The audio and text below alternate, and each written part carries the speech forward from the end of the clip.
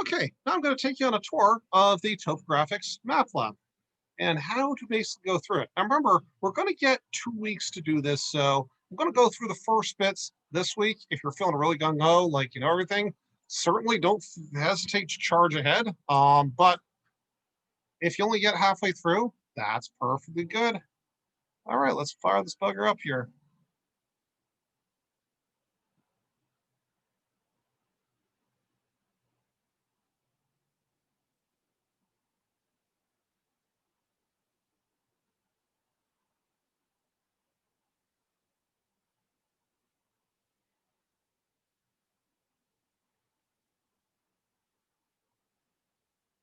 We'll get it there. All right. All right. So this first little bit, hopefully writing your name is fairly self-explanatory. Hopefully this little bit about map scale is fairly self-explanatory. So when we talk about maps again, you have these digital scale, you have these graphic scales, but there's always should be a proportional scale or a ratio scale. And so this is the one thing that's a little bit weird, but when we talk about a large scale map, that means things on the map look large, meaning that the magnification, so you're actually looking at a fairly small area. Whereas a small scale map is something that, because it's covering a very large area, individual items in that area have to be extra small. So, for example, let's compare these two. You have your world map and your map of San Diego. Which of these is the large scale map? Which of these is the small scale map? If you guess San Diego is the large scale, you are correct. Things on here are very large, whereas here, everything's shrunk down very small because you're trying to fit the world. So this is a small scale map. Here, I'll do a little demo on the Google Maps now. So large scale, small.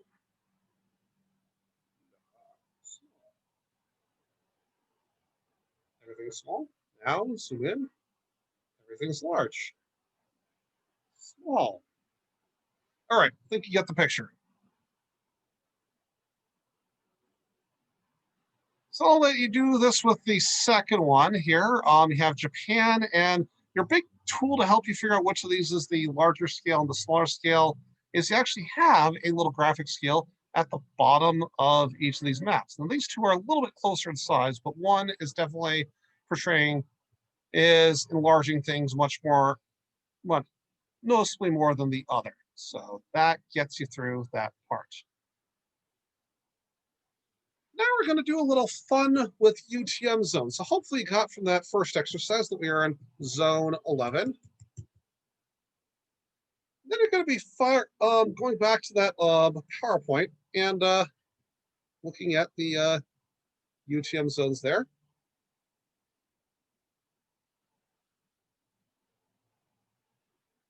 By the way, another tip for this lab, if you're doing it on the worksheet, I've not yet pasted the links into the lab, but if you go onto the handout itself, all these things like scales, UTM zone map, all those are on the web version. So if you go into the web version of this lab, first of all the graphics will be in color. Two, there will be a bunch of links you can click on, which will help you quite a bit.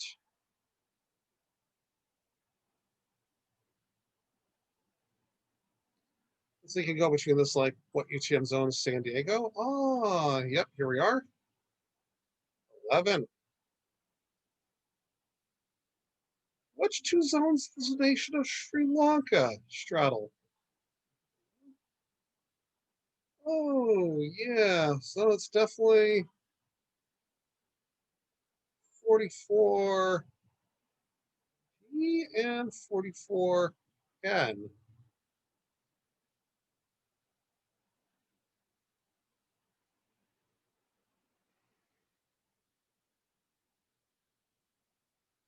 I'm going to be looking at a couple of features here. These are TIFFs. They should open generally any sort of like image viewer will open these pretty decently. And so it's going to be asking you to locate a couple places defined by UTM coordinates. So I'll walk you through two of these and then leave you to the wolves for the rest.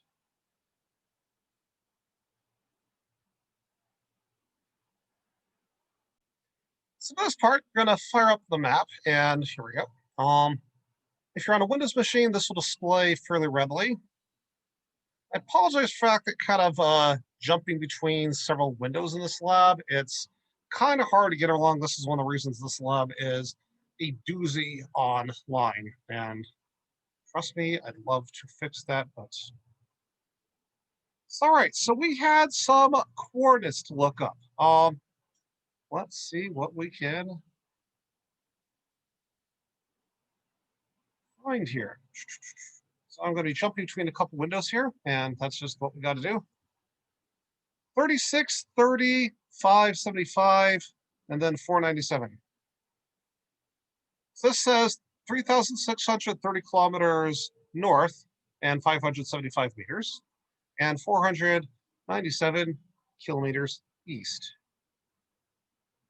Let's take a look.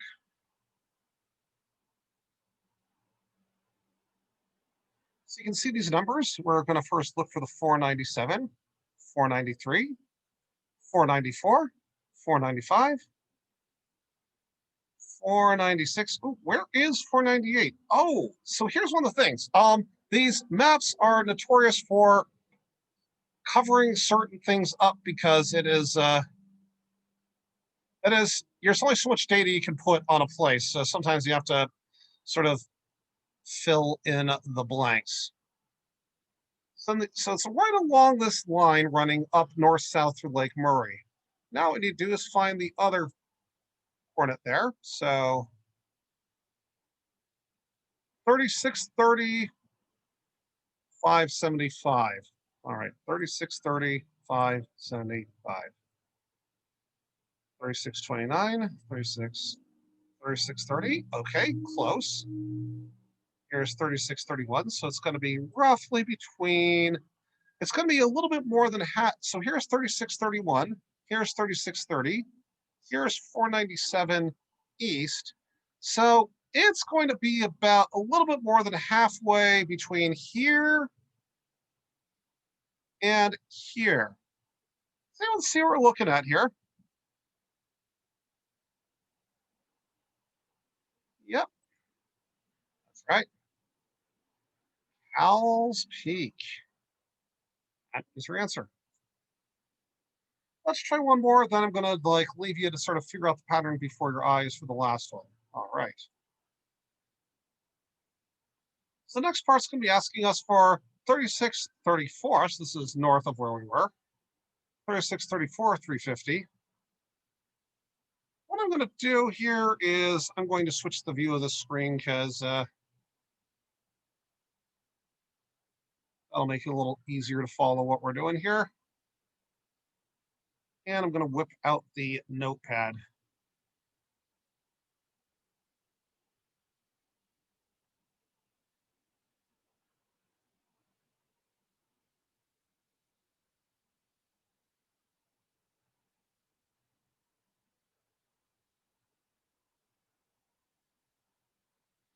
There we go. Just write these coordinates down. This will help you a little bit in navigating without cluttering up your screen because, yeah, this is, again, one of the roughest parts. What makes this lab so rough is you're jumping between a bunch.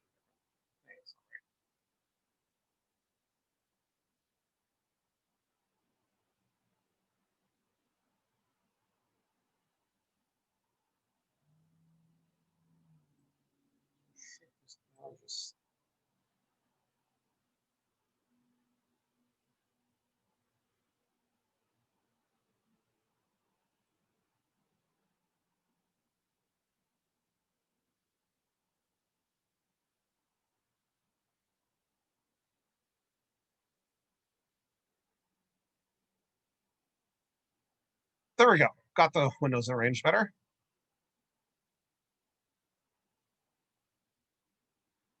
Zoom out just a little bit. So 36, 34, 350, 36, 34, 36, 35. So it's between these two lines. They're looking for 494, 275 east. So, here's 494. Here's, and remember, that's going to be about a quarter. If it's 494, here's 495.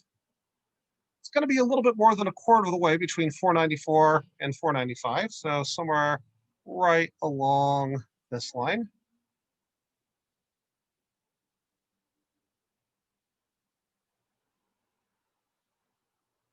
Was it 350? So that's going to be a third of the way up. Yes, you can eyeball this. Yeah, hey, look at that.